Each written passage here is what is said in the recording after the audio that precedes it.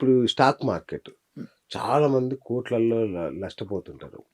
ఈ మంత్రం అంటే ఈ గుబేంద్రుడిని పట్టుకుంటే రికవరీ అవ్వచ్చా? కుబేంద్రుడిని పట్టుకుంటే రికవరీ అవ్వదు. మనం చేసే పనిలలో హ్మ్. డెవలప్‌మెంట్ ఇచ్చి మనకు రప్పిస్తది.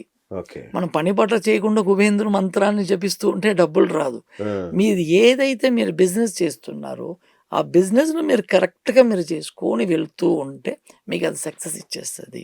ఓకే. ఒకటికి 10 రెట్లు, 10 రెట్లు 100 రెట్లు, 100 రెట్లు 1000 రెట్లు ఆ! ఇచ్చేస్తూ ఉంటుంది. ఓకే. దాన్ని మీరు చేసుకుంటూ వెళ్ళిపోతూ ఉండాలి. But okay. దానికి రూల్స్ ఉన్నాయి. అచ్చచ్చా! ఆ రూల్స్ ప్రకారం వెళ్తేనే మీకు సక్సెస్ అవుతది. ఓకే. ఆ రూల్స్ మీరు బ్రేక్ చేస్తే అతను మిమ్మల్ని బ్రేక్ చేస్తాడు. చాలా మందికి ఆస్తి కలిసొస్తుంటది కొందరికి. లేదా లాటరీలో డబ్బులొస్తుంటాయి. ఇలా రావాలన్నా గూడా ఈ గుబేంద్రుని యోగం ఉండాల్సిందేనా? యోగం గుబేంద్రుడిని ఉండాల్సిందే. పట్టుకోవాల్సిందేనా? ఖచ్చితంగా ఈ యోగం ఉంటేనే. ఆ! ఈ యోగం ఉంటేనే అసలు ధనాన్ని ఇచ్చేవాడు ఈ కుబేంద్రుడు. ఈ యోగం ఉంటేనే ఆటోమేటిక్‌గా మనకు అన్నీ సక్సెస్ అయిపోతూ ఉంటుంది. ఓకే. కొన్ని మందిలు తెలిసి చేసుకుంటారు. హ్మ్. తెలియనోళ్ళు ఆ యోగం ఉన్నా కూడా అది తెలవదు. ఓకే. తెలియదు. ఇప్పుడు సో, మన యాక్టివేట్ చేయకుండా మాత్రం గుబేంద్రుడు పని జేయడు.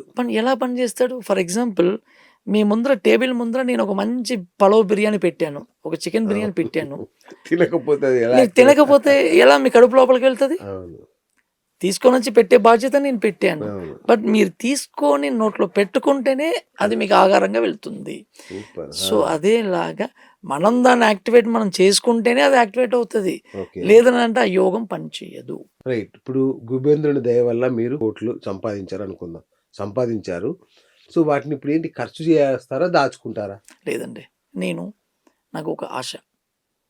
ఏంటినంటే నా కరుణానాథుడి గుడి కట్టాలి. హ్మ్. ఓహ్! వరాహి టెంపుల్ కట్టాలి. హ్మ్. సో, నా స్థలము దాదాపు ₹1,00,00,000 విలువైన స్థలాన్నే ఆవిడకి దాంట్లో గుడి ఆ! కడుతున్నాను. సో, ఆ గుడిలో చేసే పూజలకి, అక్కడికొచ్చి పూజ చేసే వాళ్ళకి కష్టం అనేదే ఉండకూడదు, రాకూడదు. ఎటువంటి ప్రాబ్లమ్ అయినా సాల్వ్ అయిపోవాలి. ఓకే. మనకు దేవుడిచ్చిన ఒక శక్తి అందరి తలరాతలు మార్చాలన్న సంకల్పంతోటి ఒక స్ట్రాంగ్‌గా కూర్చొనున్నాను. హ్మ్. ఎందుకు మారదు? రైట్. సో, నా దగ్గర ఇప్పటివరకు చేసుకున్న వాళ్ళు చాలా మందిలు సార్ చాలా బావుంది. మాకు రిజల్ట్ వస్తుంది. నాకు ఇలా జరిగింది అని వాళ్ళు నాతో షేర్ చేసుకునేటప్పుడు నాకు ఇంకా బాగా సో, ఇన్ని మందిలకి మారేటప్పుడు ఇంకా అందరికి మార్చొచ్చు అవును. అవును. అని ఒక సంకల్పం పెట్టుకొని గుడి పనులు స్టార్ట్ చేసుకుంటున్నాం. ఓకే. హ్మ్. సో, ఆ డబ్బంతా గుడి కోసం ఖర్చు మనం గుడి చేస్తారు. గురించి మనం ఖర్చు పెడుతున్నాం. ఓకే. ఓకే. అందుకే ధైర్యంగా ఉన్నారు. ఏం టెన్షన్ లేకుండా. మనకి టెన్షన్ ఈ ఎందుకండి? గుబేంద్రుడిని ప్రసన్నం చేసుకునే క్రమంలో చేయకూడని తప్పులేంటి? అంటే చేయకూడని పూజా తప్పు విధానంలో గాని ఇట్లా ఏమన్నా? పూజా విధానంలో లేదు. ఎవరైనా ఈ గుబేంద్రుడిని పట్టుకోవాలి, పూజ చేసుకోవాలి అనుకుంటే మీరు 4:15 కన్నా, 5:15 కన్నా ఇంట్లో మీరు దీపం ఎలిగిచ్చి ఉండాలి. ఓకే. ఏ ఇంట్లో అయితే 4:15కో లేదా 5:15కో మీరు దీపం వెలిగిస్తారో, వాసన ద్రవ్యాలతోటి పూజలు జరుగుతుందో, ఓహ్! ఆటోమేటిక్‌గా అక్కడ ఒక కాస్మిక్ ఎనర్జీ అనేది ఆటోమేటిక్‌గా వచ్చేస్తూనే ఉంటుంది ఓకే. ఓకే. ధనాన్ని. బట్ ఇన్ని చేసి కూడా వీళ్ళు నేను చెప్పినట్టు శుక్రుడిని గనక ఏడిపిస్తే దట్ మీన్స్ శుక్రుడంటే స్త్రీ. తల్లి, భార్య, అత్తగారు. హ్మ్. వీళ్ళని గనక ఏడిపిస్తే వాళ్ళకది పని చేయదు. వేస్ట్. ఓకే. చేయటం వేస్ట్. ఓకే. ఓకే. ఎంత చేసినా వృధానే. వృధానే వేస్ట్. Time waste. అంటే గతంలో చేసినా గూడా వేస్టేనా? ఈ అంటే గుబేంద్రుడిని ఇప్పుడు గతం గతః ఆ! ఇగ తన తప్పు పూజ తర్వాత తెలుసుకొని చేయకూడదిగ. ఇప్పుడు తప్పు తెలుసుకొని ఆ! మన లైఫ్ బాగుండాలి అని అనుకున్న వాళ్ళు హ్మ్. ఈ రోజు వరకు మర్చిపోయి ఈ క్షణం నుంచి మారి తన కుటుంబాన్ని మంచిగా ఎవరైతే చూసుకొని ఉన్న దాంట్లోనే ఉన్న దాంట్లో. యెస్.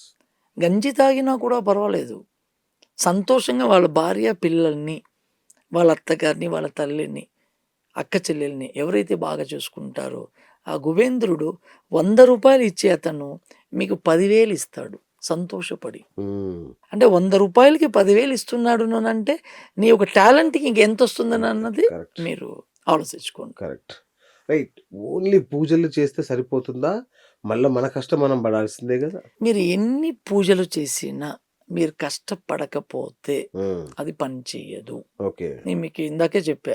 టేబుల్ ప్లేట్‌లో బిర్యానీ పెట్టినా కూడా మనం తింటేనే చేతులు పెట్టుకొని అవును. నోటి లోపలికి వెళ్తేనే ఆహారం వెళ్తుంది. అవును. సో, మనం కష్టపడి పని చేస్తేనే మీకు ఎంత టాలెంట్ ఉన్నా కూడా ఈరోజు కష్టపడి పైకి రాని వాళ్ళు చాలా మందిలున్నారు. అవును. ఇప్పుడు 'చిరంజీవి' గారున్నారు. డాన్స్ చాలా బాగా ఈ ఏజ్‌కి కూడా అద్దరగొడతాడు. చూడండి బట్ అసల. ఆ! అతని కంటే బాగా సూపర్‌గా డాన్స్ ఆడేవాళ్ళు ఉన్నారు. చాలా మందున్నారు పిల్లలు. సింగర్స్ ఈ మన ట్రైన్‌లలో ఎళ్ళేటప్పుడు బయట ఈ ఆ! ఈ ఒక సిగ్నల్స్ కాడ మైక్ పెట్టి పాడుతూ అవును. ఉంటే నేను ఒక్కొక్కసారి మైండ్ బ్లాక్ అవుతది. అంత నిజంగా. బాగా పాడతారు. అవును. బట్ పైకి రాలేకపోయారు. కారణం ఎంత టాలెంట్ ఉన్నా కూడా మీకు ఆ గుబేంద్రుడు మీకు హెల్ప్ చేస్తేనే మీరు డెవలప్ అవ్వగలుగుతారు. ఓకే. సక్సెస్ అవ్వగలుగుతారు. ఓహోహో! సో, మీ సూపర్. టాలెంట్ ఇక్కడ కాదు. టాలెంట్‌తో పాటు మీకు అదృష్టం గూడా పనిచేయాలి. ఓకే. సో, అదృష్టం లేకపోతే నీకు ఎంత టాలెంట్ ఉన్నా ఉపయోగం లేదు. ఉపయోగం లేదు. ఆ అదృష్టం పేరే గుబేంద్రుడు. గుబేంద్రుడు. ఆహాహా! రైట్. ఇప్పుడు ఈ మధ్య యూత్ అంత ఈజీ మనీ అని వెంపర్లాడుతున్నారు. వాళ్ళకి గుబేంద్రుడి ద్వారా ఏమన్నా చేయొచ్చా వాళ్ళని? ఖచ్చితంగా. ఆ! వీళ్ళందరూ ఈ యూత్‌కి అందరికి చెప్తున్నా. అందరూ బాగా సంపాదించుకొని, ఆ! అందరూ బాగా సెటిల్ అవ్వాలంటే వాళ్ళ వాళ్ళ తల్లిల్ని బాగా చూసుకోవాలి. ఓహ్! పెళ్లి కాని వాళ్ళు. పెళ్లి అయిన వాళ్ళైతే భార్యని చూసుకోవాలి, తల్లిని చూసుకోవాలి, వాళ్ళ అత్తగారిని చూసుకోవాలి. హ్మ్. ఇలా ఎవరైతే మెయింటెనెన్స్ గురుగారు ఈ బాగా అత్తగారి చేసుకుంటారో ఫిట్టింగ్ ఏంటి గురుగారు? ఏదో భార్య, తల్లి అంటే వీళ్ళందరూ స్త్రీయే కదండీ! భార్య, తల్లి, కూతురు ఇప్పుడు వరకు ఓకే. వీళ్ళందరూ స్త్రీయే. ఇప్పుడు ఓకే. శుక్రుడంటే అత్తగారు గూడా వస్తదిక్కడ. అచ్చచ్చా! శుక్రుడంటే అత్తగారు గూడా వస్తది. So, okay. అందు గురించి అత్తగారిని గూడా మెన్షన్ చేస్తున్నాను. ఓకేనండి. ఇక్కడ కారణం లేనిది మనం మెన్షన్ చేయడానికి ఉండదు. మన అదేలెండి. ఇష్టానికి చెప్పడానికి ఉండదండి. ఓకే. ఓకే. ఆ గ్రహానికి ఎవరెవరు లింక్ అవుతున్నారో వాళ్ళని మనం చెప్పుకోవాలి. ఈ 2026 సంవత్సరం మొదలైంది. మరి ఈ గుబేంద్రుడు ఏ ఏ రాశుల మీద ఎలాంటి ప్రభావం చూపిస్తాడు? ఇప్పుడు యాక్చువల్‌గా 2026 ఏ రాశులకైతే బావుంటుందంటే హ్మ్. సింహ రాశికి బావుంటుంది. ఓహ్! ఆఫ్టర్ మే నుంచి. ఓకేనండి. ఓకే. నెక్స్ట్ తులా రాశికి బావుంటుంది. ఓకే. నెక్స్ట్ కుంభరాశికి బావుంటుంది. But okay. కుంభరాశికి జూన్ తర్వాత నుంచి బావుంటుంది. కాకపోతే ఈ కుంభరాశికి అక్కడ ఏంటంటే రాహు, కేతువులు ఉండటం వల్ల కొంచెం ప్రెషర్ ఎక్కువుంటుంది. హ్మ్. సో, వాళ్ళకి ఆ రాహు, కేతువే ఒక డిస్టర్బ్ చేస్తున్నారు. మిగతా పరంగా అన్నీ వాళ్ళకి బావుంటుంది. ఓకే. సో, ఇప్పుడు ఈ ఇయర్ సక్సెస్ అయ్యేది తులారాశి, సింహరాశి, కుంభరాశి. సో, వీళ్ళు వాళ్ళ వాళ్ళ గోల్‌ని వాళ్ళు ఈ ఇయర్‌లో కంప్లీట్ చేసుకోవచ్చు. కొందరు లేదంటున్నారు గదండీ! సో, అయిన వాళ్ళు అంటే ఎవరెవరున్నారు? కొందరు ఈ సంవత్సరం సింహరాశికి ఏం బావుండదు అట్లా అని జెప్పారు కొందరు. సింహ రాశికి ఇప్పుడు 11 ఇంట్లో గురువు రాబోతున్నాడు. ఆ! ఓకేనండి. కర్కాటకం 11 ఇంట్లో ఇప్పుడు గురువు ఉన్నాడు. ఆ! ఓకేనా. 12కి గురువు రాబోతున్నాడు. మళ్ళీ అతిచారంలో వస్తాడు మళ్ళీ అక్టోబర్ వరకు. ఓహో! సో, అప్పుడు బావుంటుంది. ఓకే. వాళ్ళకి అచ్చచ్చా! బావుంటుంది. ఇప్పుడు ఆ! యాక్చువల్‌గా ఇప్పుడు సింహ రాశికి 11 ఇంట్లోనే గురువు ఉన్నాడు. హ్మ్. ఓకేనండి. మిథునంలో గురువు ఉన్నాడు 11 ఇంట్లో. ఇప్పుడు సింహరాశికి బావుంది. అచ్చా! మళ్ళీ మే తర్వాత కొంచెం మళ్ళీ జూన్ నుంచి మళ్ళీ అక్టోబర్ వరకు అతిచారానికి వచ్చేటప్పుడు బావుంటుంది. సూపర్. ఓహోహో! వాళ్ళకి సూపర్‌గా ఉంటుంది. బానే ఉంది దశ. బానే ఉన్నది. ఓకే. ఇప్పుడు యాక్చువల్‌గా ఏంటనంటే ఈ రాశిలు బట్టి మనం చెప్పేది జస్ట్ ఒక 40% వాళ్ళకి మనం చెప్పగలుగుతాం. ఓకే. మిగతా మొత్తం వాళ్ళకి బావుండాలి జాతకం. అనేసి అనుకుంటే వాళ్ళకి ఎక్కడెక్కడ శని, రాహు, కేతులు ఎక్కడెక్కడ ఉన్నారు అన్నది చూసే చెప్పమలుతది. ఓకే. ఇప్పుడు గురుగారు మీరు తులారాశికి మీరు చెప్పారు బావుంటుందినని. వాడికి ఆ తులారాశిలోనే ఈ రాహు, ఈ కేతువు ఉన్నదనుకోండి అది డిస్టర్బ్ అవుతది. ఓకే. అదే అంటున్నా. కొందరేమో బాగోదంటున్నారు. మీరేమో సో, బ్రహ్మాండంగా ఇది ఉంటదనేసరికి ఏంటిదనంటే జాతకాన్ని చూస్తే ఎగ్జాక్ట్‌గా అచ్చచ్చచ్చా! చెప్పొచ్చు మనం. ఓకే. సో, జాతకం లేనిదేనంటే 30, 40 హుహుహు. అంతే బావుంటుంది.